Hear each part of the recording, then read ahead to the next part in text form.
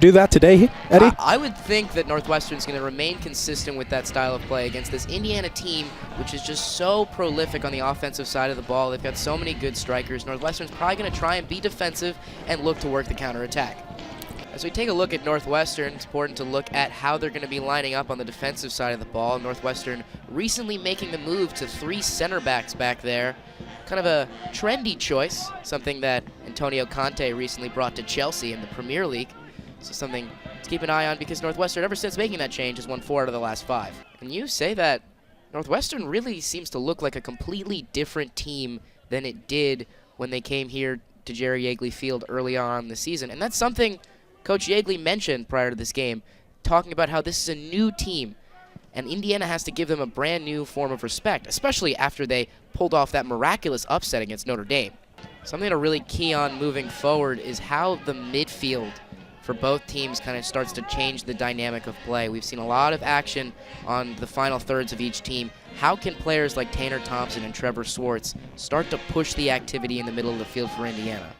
One guy we keyed on prior to this game is Phil Fives, actually. He's going to be working out wide for Indiana. And he talked about how he's had plenty of chances all year, just haven't gotten many to fall. And then Coach questioned whether he had maybe 1 or 2 goals left in him for the year. Fives, of course, responding with, "Only 1 or 2? Really, Coach?" Now, when Andrew Gutman sets up like that, like he did on that last possession, just out wide with plenty of space, you have to be a little fearful if you're Northwestern. He's just got such a lethal left foot that he's able to send those crosses into the box far post and almost found Trevor Swartz on that last opportunity.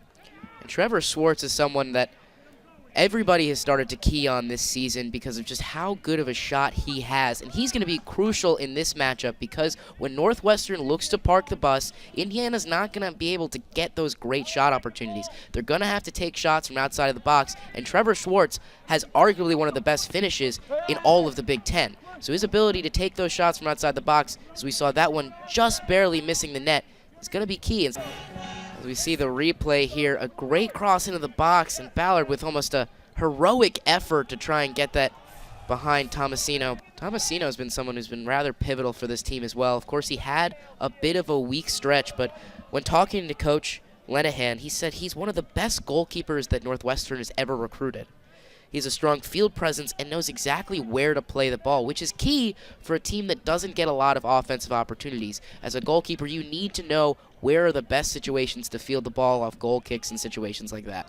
That was a great cross into the box by McConnell, and a lot of faith comes from what he just did. Seeing Richie Ballard potentially making that late run into the far post and knowing just how fast of a striker Ballard is, that he was going to get to that one. A great opportunity, just couldn't get the finish on it. But gotta love the trust coming from Billy McConnell. And you say it's a kind of a slow down on the offensive side of the ball just because he's not getting shots, but Richie Ballard has really improved his hold-up play as the years moved on, allowing him to set up other guys like Tanner Thompson, who's been so good. Reese Buckmaster's a interesting case for this Indiana team, of course. Billy McConnell spent a lot of the year sidelined with an injury, and during that time, Buckmaster came in and replaced him at the right back position.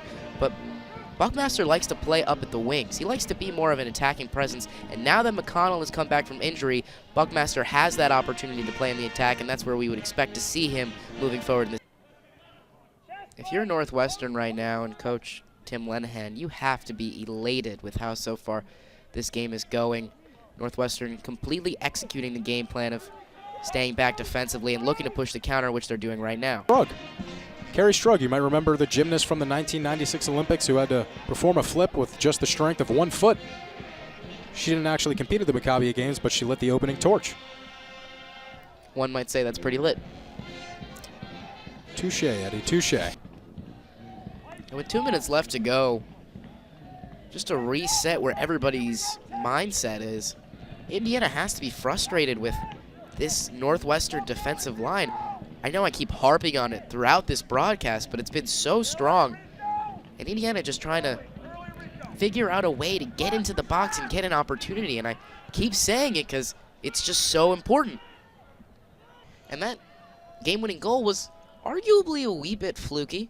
It was just a little light, low cross in front of the box, and Austin Pancho just happened to be in the right place at the right time to tap one in. But goals like that can really develop someone's confidence and can be key, in a game like this where Indiana is struggling to get opportunities, just being in the right place at the right time isn't luck, it's skill. There is a skill to being in the right place in the field at the right time, and that's what Pancho can do for you. Absolutely beautiful cross for Tanner Thompson. He's got such good control, able to get it right pinpoint onto the head of McConnell, just unable to do anything with it. And that's going to be frustrating if you're Indiana. Lacking many chances in this game, you got to convert on the very few that you do have. A great cross into the middle of the box. Indiana with two bodies there, continuing to push this idea of trying to feed the center forwards on those crosses. Just didn't finish on that opportunity, as we saw pretty much all of the bench of Indiana just get up and get excited for what almost was. And it's an interesting move on the part of Yeagley's, because Colin Webb has been so good for this program. Of course, 7 shutouts on the year. One of the better goalkeepers in the country, and when he spoke about the move, he said it was nothing to do with Webb, nothing to do with how he has performed, but rather all about Christian Lamelli and the potential impact he can have and to spark this team to get more aggressive. So we see this rather aggressive takedown that leads to Tanner Thompson on the floor. As Indiana looks to continue to push forward and just try and find that goal, they've actually moved Billy McConnell to that center back position. But really in concept, it's almost like Indiana's playing with just one guy back there and Grant Lillard, who's going to play more of a sweeper role, as Indiana just trying to send bodies forward, doing whatever they can to try and avoid PKs. But you have to take notice of where Mel is playing on the pitch, because he's normally a center back, but he's going to be doing the exact same thing Palazzolo is doing. It looks like Yeagley's going to keep this plan going of trying to send the biggest bodies he can forward for some cross opportunities and chances at headers into the box. That's just frustrating if you're Indiana, as we saw Phil Fives starting to eat his shirt in frustration. If I was out on this pitch, I'd be doing the same thing.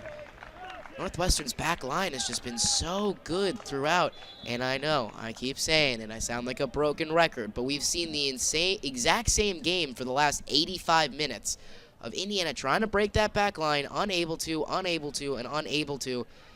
until what will eventually end up resulting in extra time if Indiana can't figure it out. Northwestern starting to get some possession now on the other side of the pitch. Indiana cannot get complacent defensively. A great cross into the box, but no one really there. He had Mel, but it went wide of him in what would have been an absolutely traumatic own goal for Northwestern. Luckily evaded for them thanks to the efforts by Tomasino in this last minute. Honestly, it's probably going to be much of the same in these last 2 periods of extra time. Indiana's going to have control of the possession, but it's all going to come down to how they deal with that Northwestern back line. And it's almost like you're waiting on a faulty opportunity. You're waiting on like a faulty chance between one of these two. Pancho doing a great job creating some space on that wing, continuing to do what Indiana was trying to pull off throughout this game, sending that into the box. Trevor Swartz with some space, and then the young guy, Swartz, gets his head on that one and scoring his 5th goal of the year to send Indiana forward in this Big Ten tournament. Western came into this game with the understanding that they need to be defensively strong. They put 5 guys at the back for most of this game, trying to force Indiana to get really creative, and we saw that creativity on that finish from Swartz. A great leap up by him, and you cannot underrate how difficult of a shot that is from him. Swartz, we talked about it earlier on the broadcast, has been building confidence all year, and nothing's going to build your confidence more than a game-winning goal. The Indiana Hoosiers and Northwestern Wildcats met in Bloomington to open up the Big Ten tournament. Griffin Weimerg and Eddie Coden on the call. And Eddie, we got exactly what we were looking for coming into this matchup today. You're right. Exactly what we were looking for was a defensive matchup that looked to have Northwestern set up a lot of their guys in the back and try and hold off this Indiana attack just like they did earlier on in the season when they matched up against each other here in Bloomington. And that's exactly what we got. Indiana really struggled to try and find shot opportunities into the box until the very first minute of extra time, when Austin Pancho did a remarkable job creating space and finding Trevor Swartz for what would be the game-winning header into the back of the net.